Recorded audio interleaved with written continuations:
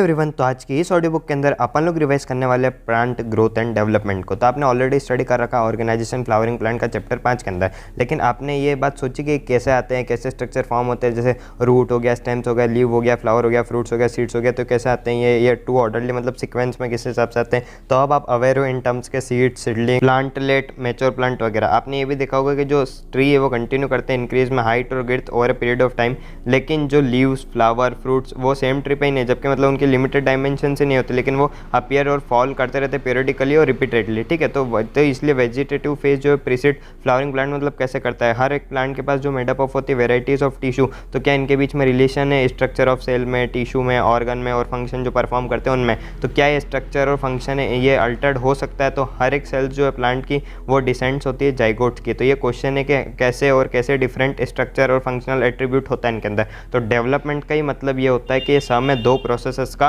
Growth और differentiation का। तो अगर अपन बिगिन करें इससे, तो एक असेंशियल सफिशिएंट अपने को नो करना है कि जो डेवलपमेंट है मेच्योर प्लांट का, कहीं से जाइगोट से, फर्टिलाइज एग से, तो वो क्या करता है एक प्रिसाइज और एक हाईली ऑर्डर्ड सक्सेशन इवेंट्स को फॉलो करता है। ठीक है, तो इस प्रोसेस के दौरान जो बॉडी का ऑर्गेनाइजेशन है वो फॉर्म होता है। तो उसके बाद ये वो क्या प्रोसेस प्रोड्यूस करते हैं, root, leaves, branches, flower, fruit, seeds और इवेंचुअली आखिरी में जाके मर जाता है। तो जो फर्स्ट स्टेप है प्लांट के ग्रोथ में वो है सीड का जर्मिनेशन। अब जो सीड का जर्मिनेशन है वो फेवरेबल कंडीशन के अंदर होगा, कहीं के लिए ग्रोथ जो कि एग्जिस्ट करती है एनवायरमेंट के अंदर, और एब्सेंस हो जाएगी अगर इस टाइप के फेवरेबल कंडीशन की, तो सीड जो है जर्मिनेट नहीं कर पाएगी और एक पीरियड ऑफ सस्पेंडेड ग्रोथ या फिर रेस्ट में चल जाएगी। और जैसे फेवरेबल कंडीशन वापस आती है तो सीड्स वापस रिज्यूम कर लेगी अपनी मेटाबॉलिक एक्टिविटीज़ और वापस ग्रोथ होने लग जाएगी। तो इस चैप्टर के अंदर आप स्टडी करोगे कुछ इन्हीं फैक्टर के बारे में जो कि गवर्न करता है यही डेवलपमेंटल प्रोसेस को। ये फैक्टर दोनों ही है, इंट्रिंसिक इंटरनल भी और एक्सट्रिंसिक एक्सटर्नल भी है प्लांट के। अपन बात करते हैं ग्रोथ के बारे में। तो ग्रोथ रिगार्ड है one of the most fundamental और कॉन्स्पिशियस कैरेक्टरिस्टिक्स लिविंग बीइंग्स की। ताकि ग्रोथ क्या होता है, ग्रोथ को अपन डिफाइन कर सकते हैं एक reversible permanent increase in size of an organ और पार्ट और even an individual cell.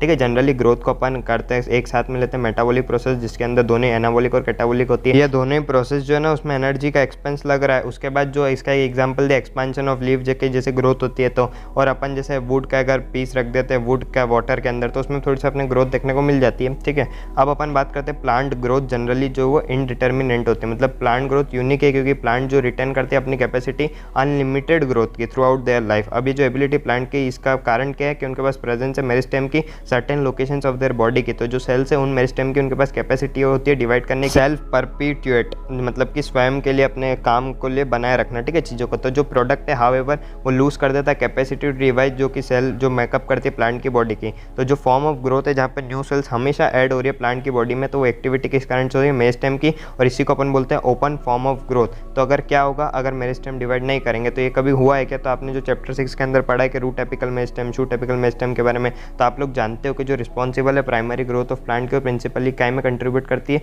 Elongation of plant along their axis. और आपको ये भी पता है कि डाइकोट प्लांट्स और जिम्नोस्पर्म्स के अंदर लेटरल मेरिस्टेम्स होता है, वेस्कुलर कैम्बियम और कॉर कैम्बियम अपीयर होती है लेटर इन लाइफ। ये जो मेरिस्टेम है जो क्रॉस करता है इंक्रीज इन गिर्थ ऑफ ऑर्गन, जिसके अंदर वो एक्टिव रहते हैं। तो इसी को अपन जो सेकेंडरी ग्रोथ अपन ने पढ़ी थी जनरली, वो अपन बात करते हैं ग्रोथ इज मेजरेबल। तो ग्रोथ जो सेलुलर लेवल पे वो प्रिंसिपली कंसिक्वेंस है का increase in amount of protoplasm. ठीक है, सिंस जो इंक्रीज हुआ अगर अमाउंट का प्रोटोप्लाज्म में, तो डिफिकल्ट मेजर करना डायरेक्टली। एक जनरली क्या मेजर करता है, कुछ क्वांटिटी जो कि मोर और लेस प्रोपोर्शनल होती है उसके। ठीक है, तो ग्रोथ जो है देयरफॉर मेजर्ड कहीं से होती है by variety of parameters. Some जो उसमें जैसे कि increase in fresh weight, dry weight, length, area, volume, cell number. और आपको ये अमेजिंग होगा फाइंड कि एक सिंगल मेज की जो रूट एपिकल मेरिस्टेम है वो मोर देन 17,500 न्यू सेल्स को हर घंटे जन्म दे सकती है, जबकि जो सेल्स है वाटरमेलन की वो इंक्रीज कर सकती है साइज में 3,50,000 टाइम्स। ठीक है, जो फॉर्मर के अंदर जो ग्रोथ थी वो एक्सप्रेस करी थी इंक्रीज इन सेल नंबर, मतलब जो 17,500 जो सेल्स बनी थी ना मेज ने रूट एपिकल मेरिस्टेम से, तो वो कौन सा था, इंक्रीज इन सेल नंबर। और बाकी जो वाटरमेलन जो 3,50,000 टाइम्स जो बनाया है, तो वो ग्रोथ कहते हैं increase in size of cell. जबकि ग्रोथ ऑफ पोलन ट्यूब जो है ना उसको अपन मेजर करते हैं in the terms of length, और एक इंक्रीज अगर होगा सरफेस एरिया में, तो इससे अपन क्या देखेंगे, ग्रोथ इन द डोर्सिवेंट्रल लीफ, जो कि जिसके अंदर सरफेस एरिया का इंक्रीज होता है। बात करते हैं फेजेस ऑफ ग्रोथ की। तो जो पीरियड है ग्रोथ का वो जनरली डिवाइड होता है 3 फेज के अंदर, नेमली एक मेरिस्टेमेटिक, इलॉन्गेशन और मैचुरेशन। अगर आपको इसको अंडरस्टैंड करना तो आप रूट की टिप को देखोगे, तो जो एपेक्स जो कॉन्स्टेंट कॉन्स्टेंटली डिवाइडिंग सेल्स होती है दोनों पे, रूट एपेक्स पे और शूट एपेक्स पे, वो क्या रिप्रेजेंट करती है, मेरिस्टेमेटिक फेज ऑफ ग्रोथ। अब जो सेल्स है इस रीजन के अंदर वो रीच होती है प्रोटोप्लाज्म में, और क्या पोजेस करती है, लार्ज कॉन्सिक्यूस न्यूक्लियाई, जो कि उनके सेल वॉल जो प्राइमरी होती है नेचर में थिन होती है और सेलुलोसिक होती है बट अपेंडेंट प्लाज्मोडेस्मेटल कनेक्टेंस। अब ये जो प्रॉक्सिमल है, जो कि अवे रहता है just away from the root tip to the कहाँ तक, मेरिस्टेमेटिक जोन तक, वो क्या रिप्रेजेंट करता है, फेज ऑफ इलोंगेशन। अब इंक्रीज हुआ वैक्यूलेशन, सेल एनवायरनमेंट और न्यू सेल वॉल का जो डिपोजिशन है वो कैरेक्टरिस्टिक्स है इस सेल्स की इन दिस फेज के अंदर, ठीक है। तो फर्दर अवे अगर अपन चले अपेक्स से, जो कि मोर प्रॉक्सिमल होगा अपन फेज ऑफ इलोंगेशन की तरफ, तो वो क्या करता है, लाइज करता है प्रोपोर्शन ऑफ एक्सिस, जो कि अंडरगोइंग क्या करता है, फेज ऑफ मैच्योरेशन। अभी जो सेल्स है इस जोन की वो क्या अटेंड कर लेती है maximal size in terms of जैसे थिकनिंग हो गया, प्रोटोप्लाज्मिक मॉडिफिकेशंस हो गया, और मोस्ट ऑफ द टिश्यूज और सेल टाइप्स आपने जो 6 चैप्टर के अंदर पढ़े वो इसी फेज को रिप्रेजेंट करते हैं। बात करते हैं ग्रोथ रेट्स के बारे में, तो जो इंक्रीज्ड ग्रोथ है पर यूनिट टाइम उसी को अपन क्या बोलते हैं, ग्रोथ रेट। तो इसलिए जो रेट ऑफ ग्रोथ है उनको क्या अपन एक्सप्रेस कर देंगे, अगर मैथमेटिक करना है तो एक ऑर्गेनिज्म या फिर पार्ट ऑफ द ऑर्गेनिज्म जो कि प्रोड्यूस कर सकता है ज़्यादा सेल्स को इन वेराइटी ऑफ वे, तो जो ग्रोथ के रेट है वो शो करते हैं इंक्रीज में, जो कि एरिथमेटिक और जियोमेट्रिक दोनों ही हो सकता है। अब मैंने आपके सामने ना एक फिगर लगाया जिसके अंदर 3 ग्राफ्स है, तो सबसे पहले देखो आप अरिथमेटिक का, तो अरिथमेटिक के अंदर 1 से 2, 2 से 3, 3 से 4, फिर ज्योमेट्रिक है तो वहाँ 1 से 2, फिर 2 से 4, फिर 4 से 8 ऐसा ग्रोथ हो रही है। उसका तीसरा जो है अरिथमेटिक फेज है जिसके अंदर जो है जाइगोट पहले डिवाइड हुआ, फिर वहाँ से ज्योमेट्रिक फेज बने और फिर सारी सेल्स डिवाइड हुई, फिर सेल जो कुछ कैपेबल बन गए डिवीजन के, कुछ ने जो लॉस कर दी कैपेसिटी, तो यही होता है। थोड़ी सी इसकी थ्योरी देखते हैं। तो देखो जो अरिथमेटिक ग्रोथ है ना, तो उसके अंदर एक माइटोटिक सेल डिवीजन होता है जिसके अंदर एक डॉटर सेल कंटिन्यू करती है डिवाइड करने के लिए, और जो अदर सेल्स है वो डिफरेंशिएट और मैच्योर करती है, ठीक है। जो सिंपलेस्ट एक्सप्रेशन है अरिथमेटिक ग्रोथ का वो अपन एक्सप्लेन करते हैं root elongating at a constant rate. जैसे आप फिगर में देखो मैंने एक ग्राफ लगाया आपके सामने, ठीक है। तो आप ये देखोगे जब प्लॉट करोगे लेंथ और ऑर्गन का और लेंथ ऑफ द ऑर्गन का अगेंस्ट टाइम के अब ग्राफ, तो एक लीनियर कर्व आपको ऑब्टेन होगा। तो मैथमेटिकली अपन इसको क्या एक्सप्रेस कर देंगे, l t is equal to l naught plus r t. तो एल टी जो है वो लेंथ एट टाइम टी है, फिर एल नॉट जो लेंथ जो 0 टाइम पे थी, और आर जो है वो ग्रोथ रेट या फिर इलोंगेशन पर यूनिट टाइम। अब अपन देखते हैं कि आखिर क्या हैपन होगा अगर ज्योमेट्रिकल ग्रोथ के अंदर होगा। तो मोस्ट ऑफ द सिस्टम के अंदर जो इनिशियल ग्रोथ है ना वो स्लो ही होती है, इसलिए अपन इसको क्या बोलते हैं, लेग फेज, और फिर इंक्रीज करती है रैपिडली एक और फिर एक्सपोनेंशियल रेट पर। तो लॉग और एक्सपोनेंशियल फेज इधर जो है ना जो दोनों प्रोजेनी है वो फॉलोइंग क्या करती है, माइटोटिक सेल डिवीजन और रिटेन करती है अपनी ability to divide and continue. However जब भी अपनी लिमिटेड न्यूट्रिएंट सप्लाई अगर हो जाएगा तो ग्रोथ जो स्लो डाउन हो जाएगी और क्या लीड करेगी, स्टेशनरी फेज की तरफ। अगर अपन इसका अपन एक ग्राफ बनाते हैं तो पैरामीटर ऑफ ग्रोथ जो अगेंस्ट टाइम, तो अपने को एक टिपिकल सिग्मोइड या फिर एस कर्व देखने को आपको मिलेगा। देखो ये आप देख सकते हो, तो इसमें सबसे पहले लेग फेज इन्होंने करा है, फिर एक्सपोनेंशियल और फिर स्टेशनरी फेज। अब जो सिग्मोइड कर्व है वो क्या कैरेक्टरिस्टिक है, लिविंग ऑर्गेनिज्म की जो ग्रो कर रहे हैं नेचुरल एनवायरनमेंट के अंदर, टिपिकली सभी सेल्स के लिए, टिश्यूज के लिए, ऑर्गन के लिए, प्लांट्स के लिए। जो ट्रीज जो सीजनल एक्टिविटीज बताएंगे तो उसमें भी सब ऊपर नीचे ही चलता रहेगा ग्राफ। अपन बात करते हैं एक्सपोनेंशियल ग्रोथ के लिए इक्वेशन अपन ने बनी है W1 is equal to W0 ERT। तो W1 जो फाइनल आखिर कितना पहुंच गया, वेट, हाइट, नंबर एक्सेट्रा में, फिर W0 है इनिशियल साइज और at the beginning of period, फिर R जो क्या है ग्रोथ रेट है, फिर T क्या है टाइम ऑफ ग्रोथ है, फिर E क्या है बेस ऑफ नेचुरल लॉगरिथम्स। इधर जो R है वो रिलेटिव ग्रोथ रेट है और वो ऑल्सो क्या है मेजर है एबिलिटी का प्लांट का प्रोड्यूस करने के लिए नए प्लांट मटेरियल को, और इसी को रेफर करता है अपन इफिशिएंसी इंडेक्स को। इधर जो फाइनल साइज है W1 की वो डिपेंड करती है इनिशियल साइज W0 पर, ठीक है। अपन क्वांटिटेटिव कंपैरिजन करें between growth of living system तो वो मेडअप होगी 2 वे में। तो एक सबसे पहले तो measurement and comparison of total growth per unit time, तो अपन उसको बोल देंगे एब्सोल्यूट ग्रोथ, जिसको आप एग्जैक्ट ग्रोथ भी बोल सकते हो आखिर कितनी। फिर जो सेकंड है वो growth of given system per unit time, उसको एक्सप्रेस कर देंगे अपन कॉमन बेसिस पे, जैसे कि पर यूनिट इनिशियल पैरामीटर, जिसको अपन रिलेटिव ग्रोथ रेट भी बोल सकते हैं। फिर फिगर के अंदर लगाया आपके सामने, यहाँ पर जो है ना 2 लीव्स की ग्रोथ के बारे में बताया डिफरेंट साइज की, लेकिन ये एब्सोल्यूट इंक्रीज इन एरिया बता रही गिवन टाइम में, जो कि लीव्स A2 है, A1 है और B1 लीव्स है। तो ये जो है वो मतलब इनका जो है ना 5% 5 सेंटीमीटर स्क्वायर से जो एरिया इंक्रीज हुआ है। अपन बात करते हैं कंडीशंस फॉर ग्रोथ के बारे में, तो अपने को एक लिस्ट अपन बनाते तो जैसे देखो वाटर, ऑक्सीजन, न्यूट्रिएंट्स जो कि एसेंशियल एलिमेंट्स होते हैं ग्रोथ के लिए। तो प्लांट सेल जो ग्रो करती है साइज में, सेल एनलार्जमेंट में, तो वो उसको इन टर्न क्या चाहिए रहता है, वाटर चाहिए रहता है। जो टर्जिडिटी ऑफ सेल्स है एक्सटेंशन ऑफ ग्रोथ के लिए, तो इसलिए प्लांट ग्रोथ और फर्दर डेवलपमेंट जो है ना वो वाटर के स्टेटस उस पर डिपेंड करता है, लिंक्ड होता है, ठीक है। वाटर ऑल्सो प्रोवाइड करता है मीडियम एंजाइमेटिक एक्टिविटीज़ के लिए जो कि ग्रोथ के लिए रिक्वायर्ड होती है। ऑक्सीजन हेल्प करता है रिलीजिंग मेटाबॉलिक एनर्जी जो कि एसेंशियल होती है ग्रोथ एक्टिविटीज़ के लिए। न्यूट्रिएंट्स जो कि मैक्रो और माइक्रो एसेंशियल एलिमेंट्स है वो रिक्वायर्ड होते हैं प्लांट से फॉर सिंथेसिस ऑफ प्रोटोप्लाज्म और एक्ट करता है as a source of energy. और एडिशन में अगर अपन देखें तो हर एक प्लांट ऑर्गेनिज्म के पास ऑप्टिमम टेम्परेचर रेंज जो कि बेस्ट सूटेड रहती है उसकी ग्रोथ के लिए, और अगर इस रेंज से अगर कोई भी डेविएशन आता है तो डेटा उसका सर्वाइवल थोड़ा सा हेवी हो सकता है, मतलब हो सकता है मर भी जाए। इन्वायरमेंटल सिग्नल जैसे कि लाइट और ग्रेविटी अफेक्ट करते हैं इन टाइप के फेजेस और स्टेजेस ऑफ ग्रोथ को। तो अपन बात करते हैं डिफरेंशिएशन, डी डिफरेंशिएशन और रीडिफरेंशिएशन के बारे में। तो जो सेल डिराइव होती है root apical and shoot apical meristem से, और कैम्बियम डिफरेंशिएटेड मैच्योर होता है परफॉर्म करने के लिए स्पेसिफिक फंक्शन। इसी मैच्योरेशन को अपन बोलते हैं डिफरेंशिएशन। इस डिफरेंशिएशन के दौरान जो सेल जो अंडर को जाती है few major structural changes in both cell wall में भी और प्रोटोप्लाज्म में भी। फॉर एग्जांपल के लिए अगर अपने को एक टेरिटरी एलिमेंट बनाना तो सेल को अपना जो प्रोटोप्लाज्म को लूज करना पड़ेगा और डेवलप करने का एक बहुत ही very strong elastic lignosic cellulosic secondary cell wall carry करने के लिए वाटर को लॉन्ग डिस्टेंस के लिए इवन अंडर एक्सट्रीम टेंशन, ठीक है।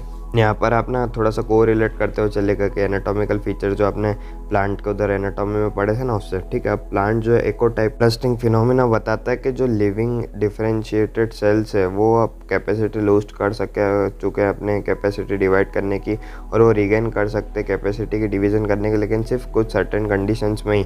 इस फिनोमिनन को अपन बोलते हैं डी डिफरेंशिएशन। इसका एग्जाम्पल है formation of meristem, interfascicular cambium, cork cambium जो कि फुल्ली डिफरेंशिएटेड पेरेनकाइमेटस सेल होती है। अब इस टाइप के जो सच मेरिस्टेम और टिश्यू होते हैं वो एबल और डिवाइड होते हैं प्रोड्यूस करने के सेल्स जो कि एक बार पहले लूज कर चुकी है कैपेसिटी डिवाइड करने के लिए, लेकिन मैच्योर है परफॉर्म करने के लिए स्पेसिफिक फंक्शंस। तो ये जो क्या हो जाती है रीडिफरेंशिएट।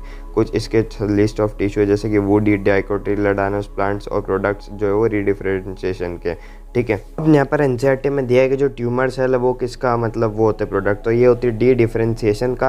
और उसके अलावा जो अपन प्लांट की जो पेरेनकाइमेटिक सेल जो अपन बनाते हैं कंट्रोल्ड लेबोरेटरी कंडीशंस के अंदर प्लांट टिश्यू कल्चर में, तो वो भी डी डिफरेंशिएशन का ही एग्जांपल होता है। अब आपने जो सेक्शन इसके पहले जो मैंने बताया कि जो अपन ने मेंशन करा जो ग्रोथ है प्लांट्स के अंदर वो ओपन होती है, इनडिटर्मिनेंट होती है और डिटर्मिनेंट भी हो सकती है, लेकिन अब जो अपन से करते हैं कि जो डिफरेंशिएशन है प्लांट का वो ओपन होता है क्योंकि सेल्स और टिश्यू जो अराइजिंग आउट होती है सेम मेरिस्टेम के उनके डिफरेंट स्ट्रक्चर हो जाते हैं मैच्योरिटी के दौरान, और जो फाइनल स्ट्रक्चर है मैच्योरिटी के दौरान सेल या फिर टिश्यू का वो ये भी डिटरमाइन करता है लोकेशन ऑफ सेल जिसके अंदर वो प्रेजेंट है। अब फॉर एग्जांपल अपन बात करेंगे तो सेल को अगर अपन पोजीशन करें away from the root apical meristem तो वो डिफरेंशिएट हो जाएगी as a root cap cells, जबकि जिसको अगर अपन पुश करें पेरीफेरी मैच्योर एपिडर्मिस की तरफ, तो ठीक है। तो इसके बहुत सारे एग्जांपल भी आप और ऐड कर सकते हो इसके अंदर। कहते हैं डेवलपमेंट के बारे में, तो डेवलपमेंट एक टर्म है जो कि इंक्लूड करती है सारे ही चेंजेस ऑर्गेनिज्म जो कि एक लाइफ साइकिल के अंदर गो थ्रू होता है, जैसे कि जर्मिनेशन करा सीड से टू सेंसेंस मतलब बुढ़ापे तक। तो डायग्रामेटिक रिप्रेजेंटेशन इनके सीक्वेंस का दिया है,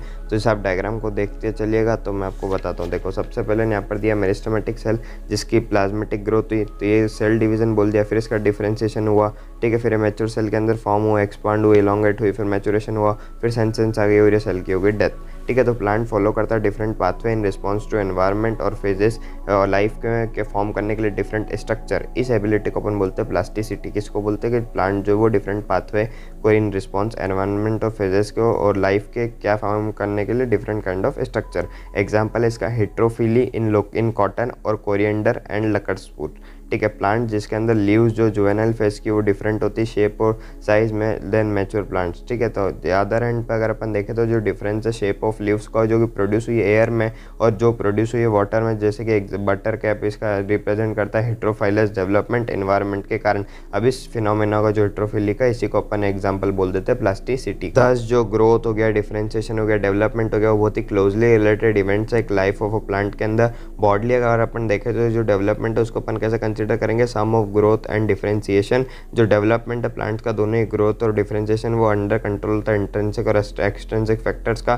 फार्मर के अंदर जो दोनों इंटरसेलुलर और जैसे जेनेटिक और इंट्रासेलुलर जेनेटिक और इंटरसेलुलर फैक्टर्स केमिकल जैसे कि प्लांट ग्रोथ रेगुलेटर्स, और लेटर के अंदर जो वो लाइट चाहिए रहती है, टेम्परेचर, वाटर, ऑक्सीजन, न्यूट्रिशन कहाँ लगेंगे, एक्सट्रिंसिक में और इंट्रिंसिक में लगेंगे जेनेटिक और केमिकल्स वगैरह। बात करते हैं एक इंपॉर्टेंट टॉपिक पीजीआरस के बारे में, प्लांट ग्रोथ रेगुलेटर्स। तो सबसे पहले अपन इसकी कैरेक्टरिस्टिक्स देखते हैं। तो जो प्लांट ग्रोथ रेगुलेटर वो सिंपल स्मॉल मॉलिक्यूल्स होते हैं, डाइवर्स केमिकल इनका कंपोजिशन होता है, जैसे कि ये इंडोल कंपाउंड्स हो सकते हैं, indole 3 acetic acid, IA adenine के डेरिवेटिव्स हो सकते हैं, NC फुरफुलामाइन प्यूरिन काइनेटिन डेरिवेटिव्स हो सकते हैं, कैरोटीनॉइड्स के एबिसिक एसिड, ABA टर्पिन्स के हो सकते हैं, गिबरेलिक एसिड GA3, या फिर गैसेस हो सकती है इथाइलिन C2H4। तो जो प्लांट ग्रोथ रेगुलेटर्स है ना वो वेरियसली डिस्क्राइब होते हैं प्लांट ग्रोथ सब्सटेंस की तरह, और जो प्लांट के हार्मोन या फिर फाइटो हार्मोन्स की तरह भी अपन इनको इन लिटरेचर में बोलते हैं, ठीक है। तो जो पीजीआर है वो ब्रॉडली डिवाइड हुए 2 ग्रुप्स के अंदर बेस्ड ऑन उनके फंक्शंस लिविंग प्लांट के अंदर। सबसे पहला ग्रुप है पीजीआर का, वो इन्वॉल्व करता है ग्रोथ प्रमोटिंग एक्टिविटीज़ जैसे कि cell division, cell enlargement, pattern formation, tropic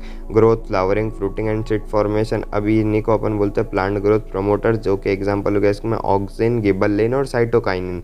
अब जो पीजीआर है ऑन दी अदर ग्रुप क्या प्ले करते हैं, एक important role in response to wounds and stresses of biotic and abiotic origin, और ये क्या इन्वॉल्व करते हैं वेरियस ग्रोथ इनहिबिटिंग एक्टिविटीज जैसे कि डॉर्सेशन के बारे में। अब जो पीजीआर है एब्सिसिक एसिड का, वो क्या बिलोंग करता है इसी ग्रुप के अंदर। अब जो गैसेस है पीजीआर इथाइलिन, वो फिट होता है अदर ग्रुप के अंदर, लेकिन लार्जली एक इनहिबिटर है ग्रोथ एक्टिविटीज का। बात करते हैं discovery of plant growth regulators की। तो इंटरेस्टिंगली जो डिस्कवरी है 5 मेजर ग्रुप्स की पीजीआर की वो एक्सीडेंटल हुई थी। ये स्टार्ट करा था सबसे पहले चार्ल्स डार्विन ने और उनके सर फ्रांसिस डार्विन ने। तो जब ऑब्जर्व करा कोलियोप्टाइल्स का कैनरी ग्रास के अंदर, तो वो क्या रिस्पॉन्ड कर रहा था, unilateral illumination going towards light source, जो कि फोटोट्रोपिज्म जिसको अपन बोलते हैं। और सीरीज ऑफ एक्सपेरिमेंट्स उन्होंने करे और क्या कंक्लूड करा कि जो टिप है कोलियोप्टाइल की वो साइट है ट्रांसमिटेबल इन्फ्लुएंस की, जिसने क्या कॉज करा, ब्लेंडिंग ऑफ इंटायर कोलियोप्टाइल, ठीक है। तो ऑक्सीजन जो वो आइसोलेट कहीं से करा था, FW वेंट ने tips of coleoptiles of oat seeds.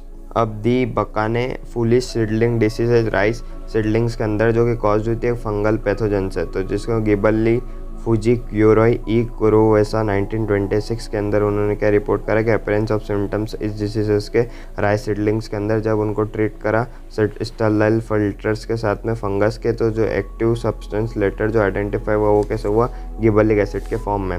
फिर फिस्कुक और उसके कोवर्कर आए, उन्होंने क्या ऑब्जर्व करा कि जो इंटरनोडल सेगमेंट्स है टोबैको स्टेम्स के और कैलस के मास ऑफ अनडिफरेंशिएटेड सेल्स को अपन कैलस बोलते हैं, तो वो प्रोलिफरेटेड ओनली होती है इफ अगर उसका जो एडिशन है ऑक्सीजन का न्यूट्रिएंट मीडियम के वो सप्लीमेंट हो जाए एक किसी भी एक्सट्रैक्ट के साथ में, वेस्कुलर टिश्यूज़ का ईस्ट एक्सट्रैक्ट हो जाए या कोकोनट मिल्क हो जाए या DNA हो जाए। मिलर का 1955 के अंदर, और लेटर उन्होंने आइडेंटिफाई कर लिया और क्रिस्टलाइज कर दिया साइटोकाइनिन्स प्रमोटिंग एक्टिविटी सब्सटेंस को, जिनको उन्होंने क्या टर्म दे दिया, काइनेटिन। अब ड्यूरिंग 1960s की बात है, 3 इंडिपेंडेंट रिसर्चर आए, उन्होंने प्यूरिफिकेशन करा और केमिकल कैरेक्टराइजेशन करा 3 different kinds of inhibitor B, abscission second और डोरमिन का। और लेटर ये जो तीनों है ना वो प्रोवाइड केमिकली आइडेंटिकल हुए और उनको क्या नेम दे दिया अपन ने, एब्सिसिक एसिड ABA। फिर HH कजिन्स आए 1910 के अंदर, उन्होंने क्या करा, कंफर्म कर release of a volatile substance from ripened orange, जो कि हेस्टन कर रहा था राइपनिंग ऑफ स्टोर अनराइपेंड बनानास। तो इस वॉलेटाइल सब्सटेंस को उन्होंने क्या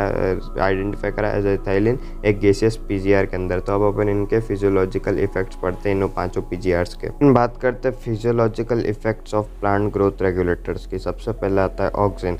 ऑक्सीजन जो ग्रीक वर्ड है, मतलब इसका मतलब होता है ग्रोथ, जो कि आइसोलेट हुआ था सबसे पहले ह्यूमन यूरिन से।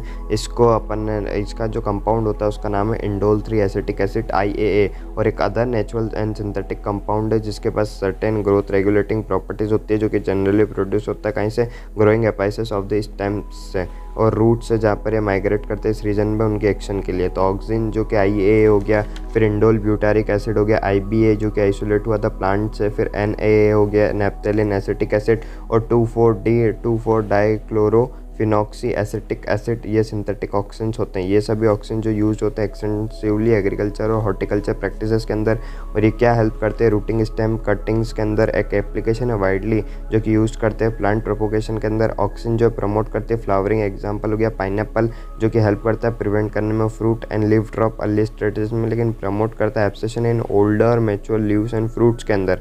मोस्ट हायर प्लांट्स के अंदर जो ग्रोइंग एपिकल बर्ड है वो इनहिबिट करती है growth of lateral axillary bud, जो कि जिसका फिनोमेना को अपन क्या बोलते हैं, एपिकल डोमिनेंस। जो रिमूवल अगर अपन कर देंगे शूट टिप्स का, जिसको बोलते हैं डीकैपिटेशन, जो कि यूजुअली रिजल्ट करता है ग्रोथ ऑफ लेटरल बर्ड्स के अंदर, जो कि वाइडली आपको अप्लाइड देखेगा टी प्लांटेशंस के अंदर और हेज मेकिंग के अंदर। जो है वो पार्थेनोकार्पी भी करवाता है, टमाटोस के अंदर वाइडली यूज होता है हर्बिसाइड्स की तरह, 2,4-D जो वाइडली यूज होता है डाइकोटिलिडोनर स्वीट कोकीड वीड्स जो हो जाती है ना अनवांटेड प्लांट्स, उनको किल करने के लिए, जो कि अफेक्ट नहीं करता है मैच्योर मोनोकॉट्स प्लांट के अंदर। ये यूज होता है प्रिपेयर करने के लिए weed free lawns by gardeners, और ऑक्सीजन ऑल्सो हेल्प करता है, कंट्रोल करता है जाइलम पर डिफरेंशिएशन और हेल्प करता है सेल डिवीजन के अंदर। अपन बात करते हैं गिबरेलिन्स की तरफ। तो गिबरेलिन्स जो अनदर काइंड ऑफ प्रोमोटरी हार्मोन है। इसके मोर देन 100 गिबरेलिन्स अभी तक जो रिपोर्ट हो गया वाइडली डिफरेंट ऑर्गेनिज्म जैसे कि फंगी और हायर प्लांट्स के अंदर। अब इनको अपन डिनोट करते हैं GA1, GA2, GA3। हाउएवर अपन तो जो अभी जो GA3 जो one of the first gibberellin जो कि डिस्कवर्ड हुआ था, बाकी सभी जो है इंटेंसिवली स्टडीड हुए हैं। ठीक है, तो जितने भी GA हुए वो सारे एसिडिक होते हैं। ठीक है, जो प्रोड्यूस करते हैं wide range of physiological responses plants के अंदर। इनकी जो एबिलिटी कॉज करने के लिए increase in length of axis, और ये यूज होती है इंक्रीज करने में लेंथ ऑफ ग्रेप्स के स्टॉक्स को। गिबरेलिन्स जो कॉज करता है फ्रूट जैसे कि एप्पल हो गया उसको इलोंगेट करने के लिए, इंप्रूव करने के लिए उसका शेप, और ये ऑल्सो डिले करता है सेंसेंस को। इसलिए जो फ्रूट है वो लेफ्ट को जो होते हैं ट्री पर लॉन्गर्स, तो वो एक्सटेंड हो जाता है मार्केट प्लेस के अंदर, मार्केट पीरियड के अंदर। ठीक है, तो GA3 जो है ना वो यूज़ होता है स्पीड अप करने के लिए malting process in brewing industry के अंदर। शुगर कैन जो स्टोर करता है carbohydrate as sugar in their stems, sparing जो शुगर कैन क्रॉप के ऊपर गिबरेलिन के साथ, तो वो उनकी लेंथ ऑफ स्टेम को बहुत ज़्यादा तरीके से बढ़ा देता है और इंक्रीज कर देता है यील्ड 20 टन पर एकड़ के हिसाब से। अब स्प्रेइंग जुवेनाइल कॉन्फिडेंस अगर अपन GA के अपन कर देंगे जुवेलाइन के अंदर, तो कॉनिफर्स के अंदर, तो जो मैच्योरिटी फेम है जो लीडिंग हो जाएगा अर्ली सीड प्रोडक्शंस के अंदर। और जो गिबरेलिन जो प्रमोट करता है bolting, internode elongation just prior to flowering, beet, cabbages और many plants with rosette habitat. बात करते हैं साइटोकाइनिन के बारे में। तो साइटोकाइनिन के स्पेसिफिक इफेक्ट्स होते हैं। ठीक है, तो जो कि डिस्कवर्ड हुए as a kinetic form of modified adenine और प्यूरिन, जो कि ऑटोक्लेव्ड होते हैं कहीं से अपना हियरिंग स्पर्म DNA से। काइनेटिन जो ऑकर नेचुरली नहीं होता प्लांट्स के अंदर, सर्च करना पड़ता है natural substances with cytokinins like activities, जो कि लेट करता है isolation of zeatin from corn kernels and coconut milk. Since जो डिस्कवरी जो जियाटिन के सर्वर नेचुरली ऑकरिंग साइटोकाइनेसिस और कुछ synthetic compounds with cell division promoting activity, उनको अपन आइडेंटिफाई करा है। तो जो नेचुरल साइटोकाइनिन से वो सिंथेसाइज होते हैं एक रीजन के अंदर जहाँ पर रैपिड सेल डिवीजन ऑकर होता है। फॉर एग्जाम्पल अगर अपन root apices, developing shoot, buds, young fruit etcetera, ये क्या हेल्प करता है प्रोड्यूस करने में new leaves, chloroplast in leaves, lateral shoot growth and adventitious shoot formation. Cytokinin help करता है ओवरकम करने में एपिकल डोमिनेंस को, और ये प्रमोट करता है न्यूट्रिएंट मेटाबॉलिज्म, जो कि हेल्प करता है डिले ऑफ लीव सेंसेस। अपन बात करते हैं इथाइलिन के बारे में। तो इथाइलिन एक सिंपली अगर अपन देखें तो गैसियस PGR है, जो कि सिंथेसाइज होता है लार्ज अमाउंट ऑफ टिश्यूज के अंदर, जो कि अंडरगोइंग कर रहा है सेंसेंस और राइपनिंग फ्रूट्स के। इन्फ्लुएंस अगर अपन करें इथाइलिन का प्लांट का, तो क्या इंक्लूड करता है horizontal growth of seedlings, swelling of the axis और apical hook, formation of dicot seedlings. Ethylene promote करता है सेंसेंस और abscission of the plant organ, specially leaves का और फ्लावर्स का। इथाइलिन जो हाईली इफेक्टिव होता है इन फ्रूट राइपनिंग और इनहांस करता है rate of respiration during ripening of fruits. और ये राइस जो रेट हुआ है रेट का रेस्पिरेशन के दौरान, इसको अपन बोलते हैं रेस्पिरेटरी क्लाइमेटिक। इथाइलिन ब्रेक करता है बड डॉर्मेंसी को, इनिशिएट करता है जर्मिनेशन पीनट सीड्स के अंदर, स्प्राउटिंग पोटैटो ट्यूबर्स की। इथाइलिन प्रमोट करता है रैपिड इंटरनोड पेटियोल इलोंगेशन इन डीप वाटर राइस प्लांट्स, और हेल्प करता है लीव्स को, अपर पार्ट्स ऑफ द शूट को, कि वो ऊपर ही रहे वाटर के। इथाइलिन और भी प्रमोट करता है रूट ग्रोथ को, रूट हेयर फॉर्मेशन को, तो हेल्प करता है प्लांट को इंक्रीज करने में उनका एब्जॉर्प्शन सरफेस को। अब इथाइलिन जो यूज होता है इनिशिएट करने के लिए फ्लावरिंग और synchronising fruit sets in pineapple, और ये क्या इंड्यूस करता है फ्लावरिंग मैंगो के अंदर। इथाइलिन जो regulated so many physiological process होती है। तो one of the most widely use PGR जो एग्रीकल्चर के अंदर है वो यही है। जो most widely common use source of ethylene है वो इथेप्टोन है। तो इथेप्टोन एक एक्वेस सॉल्यूशन है जो कि रेडिली एब्जॉर्ब होता है, ट्रांसपोर्ट होता है विद इन प्लांट और रिलीज करता है इथाइलिन स्लोली। इथेप्टोन हेस्टन करता है फ्रूट की राइपनिंग, टमाटोज के अंदर, एप्पल्स के अंदर, और एक्सेलरेट करता है एब्सेशन इन फ्लावर्स, फ्रूट से थिनिंग इन कॉर्नर, कॉटन हो गया, चेरी हो गया, वॉलनट हो गया। प्रमोट करता है फीमेल फ्लावर इन ककम्बर्स और इंक्रीज करता है उनकी यील्ड को। अपन बात करते हैं एब्सिसिक एसिड के बारे में। तो जैसा मेंशन करा अर्लियर के ABA जो है वो डिस्कवर्ड हुआ था, उसका रोल रेगुलेटिंग एब्सेशन और डॉर्मेंसी को। लेकिन अदर PGR की तरह उसकी भी एक वाइड रेंज होती है प्लांट ग्रोथ की डेवलपमेंट के अंदर। ये एक्ट करता है जनरल प्लांट ग्रोथ इनहिबिटर और inhibitor of the plant metabolism के अंदर।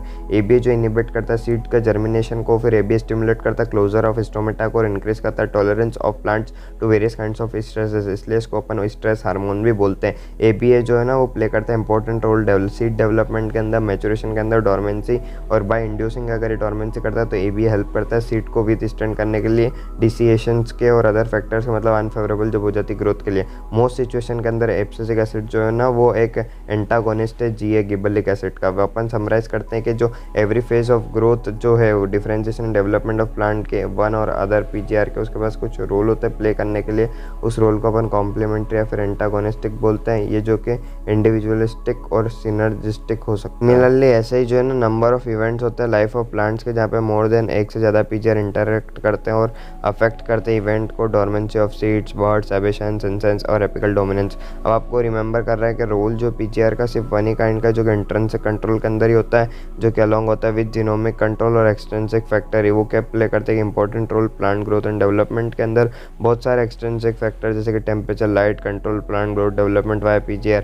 कुछ इवेंट्स है जैसे कि vernalization, flowering, dormancy, seed germination, plant movements etcetera. तो अब अपन डिस्कस करते हैं briefly the role of light and temperature दोनों ही एक्सटेंसिक और इनिशिएशन ऑफ फ्लावरिंग के अंदर। बात करते हैं फोटो पीरियोडिज्म के बारे में। तो ये अपन ने ऑब्जर्व करा कि कुछ प्लांट को जो है रिक्वायर होता है एक पीरियोडिक एक्सपोजर इंड्यूस करने के लिए फ्लावरिंग को। तो वो अपन ने प्लांट जो एबल होता है मेजर करने के लिए duration of exposure to light. जैसे कि एग्जाम्पल के लिए कोई लेते हैं अपन, तो सम प्लांट्स को जो रिक्वायर होता है एक्सपोजर ऑफ लाइट एक पीरियड ऑफ एक्सिटिंग एक वेल डिफाइंड क्रिटिकल ड्यूरेशन के अंदर, लेकिन कुछ को जो है वो एक्सपोज ऑन लाइट के लिए पीरियड लेस देन एक क्रिटिकल ड्यूरेशन के, तो क्या कि फ्लावरिंग उनके अंदर इनिशिएट हो जाए। तो फार्मर ग्रुप जो प्लांट्स को अपन उनको क्या बोलते हैं लॉन्ग डे प्लांट्स, और जो लेटर मैंने जिसका बोला उसको अपन बोलते हैं शॉर्ट डे प्लांट्स। तो जो क्रिटिकल ड्यूरेशन है वो डिफरेंट होती है डिफरेंट प्लांट्स के हिसाब से। बहुत सारे प्लांट है जिनके अंदर ऐसा कोई कोरिलेशन नहीं है एक्सपोजर का लाइट ड्यूरेशन का और इंडक्शन ऑफ फ्लावरिंग रिस्पॉन्स का। तो इन टाइप के प्लांट को अपन बोलते हैं डे न्यूट्रल प्लांट, मतलब कोई फर्क ही नहीं पड़ता है। प्लांट को सिर्फ ना ड्यूरेशन ऑफ लाइट नहीं है, ड्यूरेशन ऑफ डार्कनेस भी, मतलब जो है ना डार्क पीरियड भी इक्वली इंपॉर्टेंट है। तो इसलिए अपन कह सकते हैं कि जो फ्लावरिंग जो सर्टेन प्लांट्स के अंदर है वो डिपेंड करती है depend not on the combination of light, लेकिन वो डार्क एक्सपोजर को भी रिलेटिव ड्यूरेशन के। अब ये रिस्पॉन्स जो प्लांट का पीरियड ऑफ डे और नाइट को, इसी को अपन फोटो पीरियोडिज्म बोलते हैं। ये इंटरेस्टिंग है टू नोट के जो शूट एपाइसेस है वो मॉडिफाई कर लेते हैं themselves into flowering apices prior flowering के पहले, और जो shoot apices of the plant themselves वो परसीव नहीं करती फोटो पीरियड्स को।